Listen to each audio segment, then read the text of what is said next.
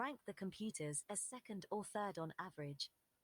Klein's performances, which have played to the ears and hearts of many master musicians, demonstrate that we can identify and control meaningful expressive aspects of the finest language of emotion, music.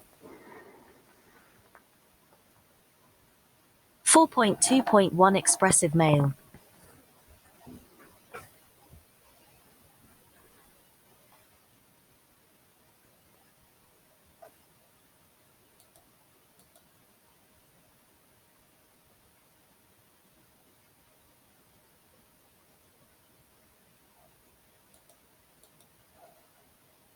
Although centric states may be subtle in their modulation of expression, they are not subtle in their power to communicate, and correspondingly, to persuade.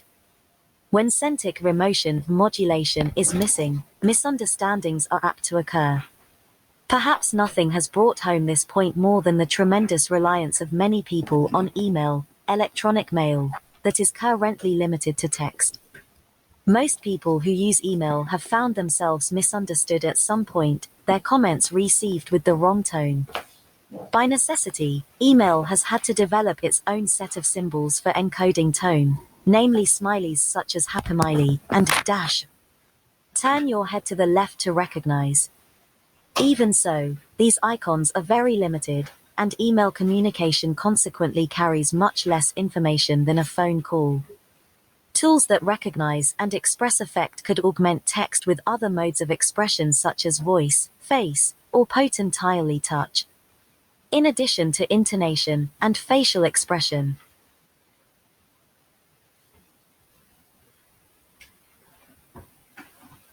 Recognition, current low-tech contact with keyboards could be augmented with simple attention to typing rhythm and pressure as another key to effect. The new Ring mouse could potentially pick up other features such as skin conductivity, temperature, and pulse, all observations which may be combined to identify emotional state. Encoding centric state instead of the specific mode of expression permits the message to be transmitted to the widest variety of receivers. Regardless whether the receiver handled visual, auditory, text, or other modes, it could transcode the centric message appropriately. 4.3 Filmed video. A film is simply a series of emotions strung together with a plot. Though flippant, this thought is not far from the truth. It is the filmmaker's job to create moods in such a realistic manner that the audience will experience those same emotions enacted on the screen, and thus feel part of the experience. Ian Maitland. It is the job of the director to create on stage or on screen a mood, a precise aesthetic form, that provokes a desired effect in the audience. Method acting, inspired by the work of Stanislavski, is based on the recognition that the actor that feigns an emotion is not as convincing as the actor that is filled with the emotion. The latter has a way of engaging you vicariously in the character's emotion, provided you are willing to participate. Although precisely what constitutes an aesthetic form, and precisely what provokes a complementary centric state in another is hard to measure, there is undoubtedly a power we have to transfer genuine emotion. We sometimes say emotions are contagious. Klein suggests that the purer the underlying aesthetic form, the more powerful its ability to persuade. 4.3.1 Skip ahead to the interesting part. My research considers how to help computers see like POPC, with all the unknown and complicated aspects human perception entails. One of the applications of this research is the construction of tools that aid consumers and filmmakers in retrieving and editing video. Example goals are asking the computer to find more shots like this, or to skip ahead to the dinosaurs. A longer term, and much harder goal, is to make a long story short. How does one teach a computer to summarize hours of video into a form pleasurable to browse? How do we teach the computer which parts look best to extract? Finding a set of rules that describe content for retrieving the more shots like this is one difficulty, but finding the content that is the most interesting, i.e., involving effect and attention, is a much harder challenge. We have recently built some of the first tools that enable computers to assist humans in annotating video, attaching descriptions to images that the person and computer look at together. 49. Instead of the user tediously entering all the descriptions by hand, our algorithms learn which user-generated descriptions correspond to which image features, and then try to identify and label other similar content. 14. Affective computing can help systems such as this begin to learn not only which content is most interesting, but what emotions might be stirred by the content. Interest is related to arousal, one of the key dimensions of affect. Arousal, excited calm, has been found to be a better predictor of memory retention than valence, pleasure, displeasure. 50. In fact, unlike trying to search for a shot that has a particular verbal description of content, where choice of what is described may vary tremendously, and be quite lengthy, affective annotations, especially in terms of a few basic emotions or a few dimensions of emotion, could provide a relatively compact index for retrieval of data. For example, people may tend to gasp at the same shots, that guy is going to fall off the cliff. It is not uncommon that someone might want to retrieve the thrilling shots. Affective annotations would be verbal descriptions of these primarily nonverbal events. Instead of annotating, this is a sunny daytime shot of a student getting his diploma and jumping off the stage, we might annotate, this shot of a student getting his diploma makes people grin. Although it is a joyful shot for most, however, it may not provoke a grin for everyone. For example, the mother whose son would have been at that graduation if he were not killed the week before. Although affective annotations, like content annotations, will not be universal, they will still help reduce time searching for the right scene. Both types of annotation are potentially powerful. We should be exploring them in digital audio and visual libraries. 4.4 Environments. Sometimes you like a change of environment, sometimes it drives you crazy. These responses apply to all environments, not just your building, home, or office, but also your computer environment, with its look and feel, the interior of your automobile, and all the appliances with which you surround and augment yourself. What makes you prefer one environment to another? Hooper 51 identified 3 kinds of responses to architecture, which I think hold true for all environments. 1. Cognitive and perceptual, here see. 2. Symbolic and inferential, think know. And 3. Affective and evaluative, feels like. Perceptual and cognitive computing have been largely concerned with measuring information in the first and second categories. Affective computing addresses the third.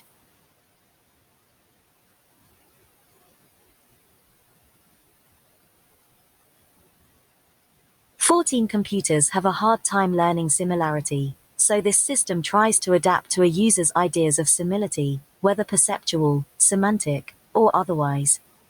11.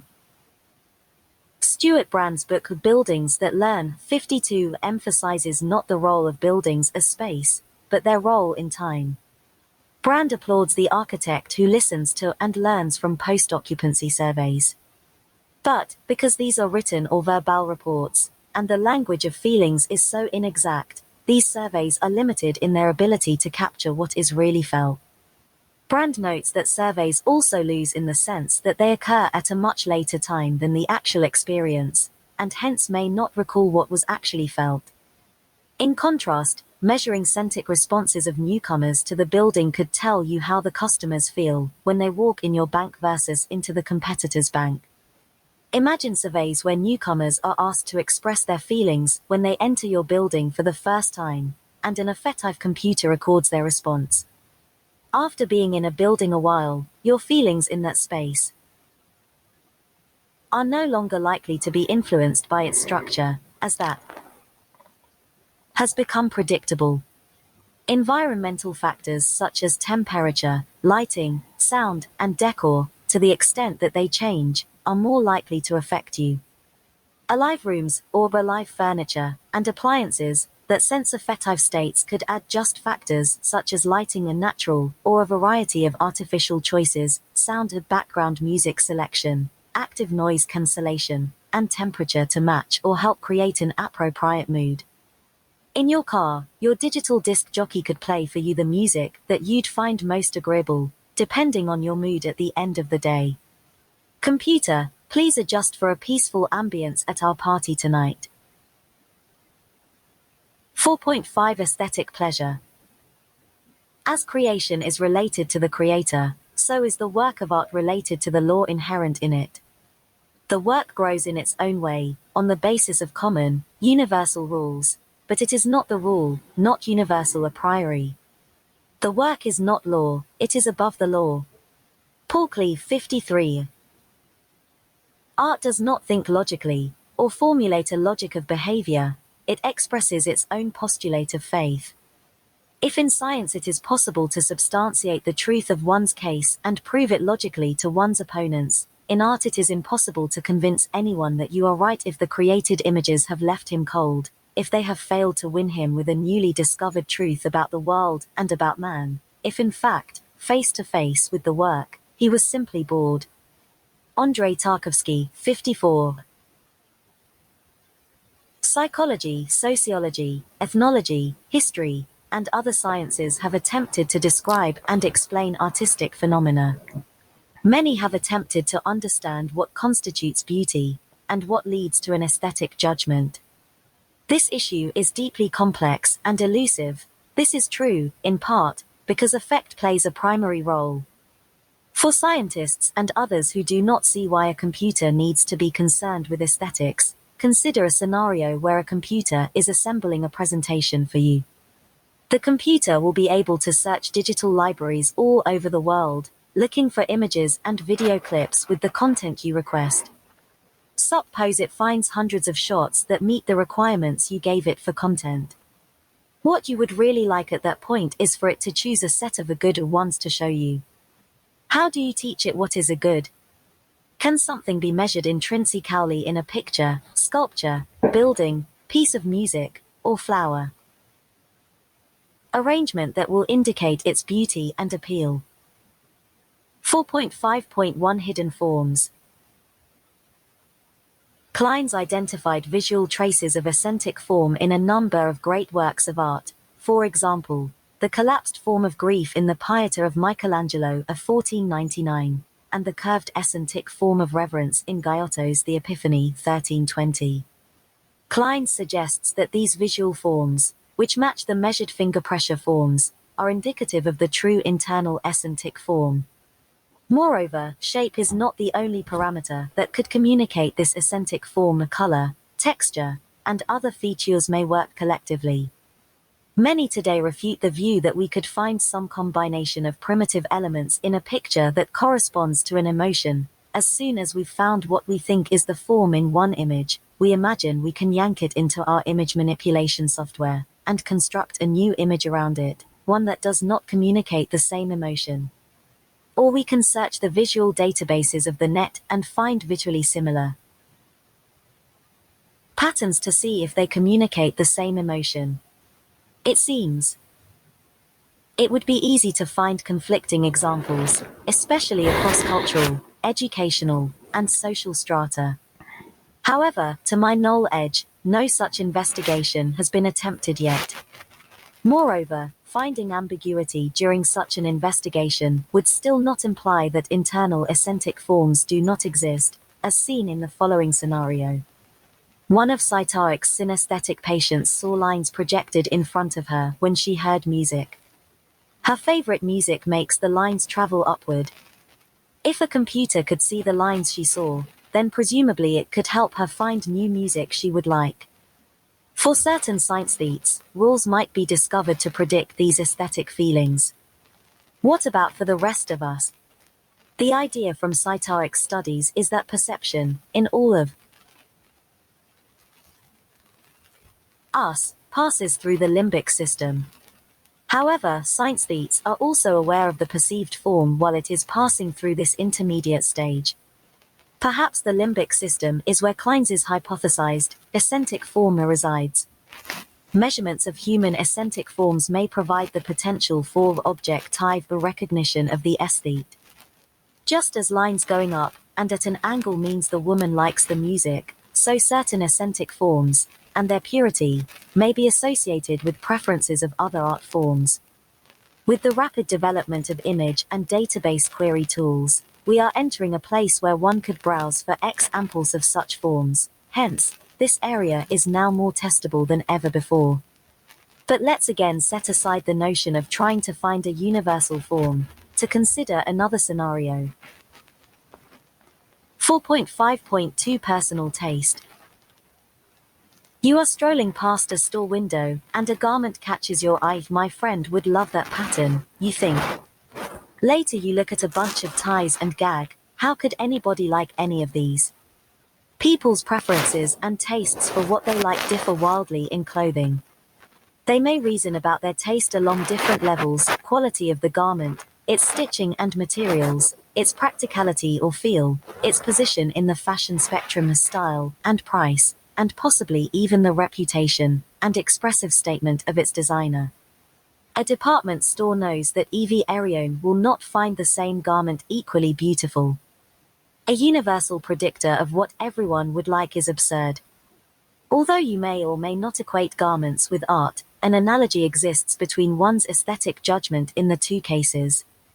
Artwork is evaluated for its quality and materials, how it will fit with where you want to display it, its feel, its position.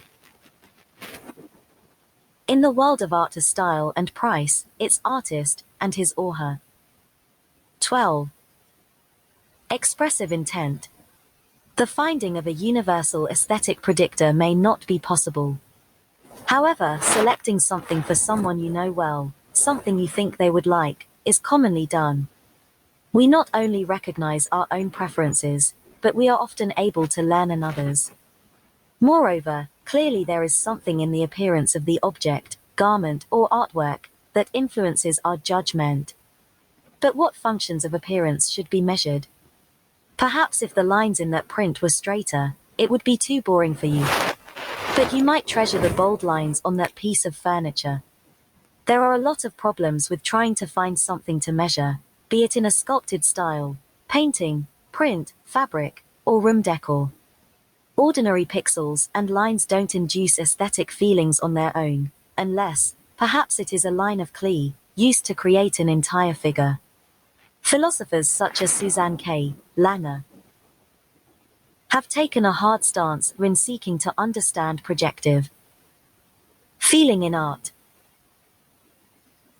There is, however, no basic vocabulary of lines and colors, or elementary tonal structures, or poetic phrases, with conventional emotive meanings, from which complex expressive forms, i.e., works of art, can be composed by rules of manipulation. 55. But neither do we experience aesthetic feelings and aesthetic pleasure without the pixels, and lines and notes and rhythms. And Kleins does seem to have found a set of mechanisms from which complex expressive forms can be produced, as evidenced in his musical Turing test.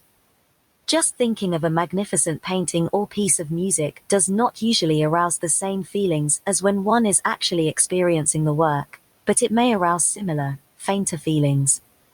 Indeed, Beethoven composed some of the greatest music in the world after he could no longer hear. Aesthetic feelings appear to emerge from some combination of physical, perceptual, and cognitive arousal. To give computers personal recognition of what we think is beautiful will probably require lots of examples of things that we do and don't like, and the ability of the computer to incorporate affective feedback from us. The computer will need to explore features that detect similarities among those examples.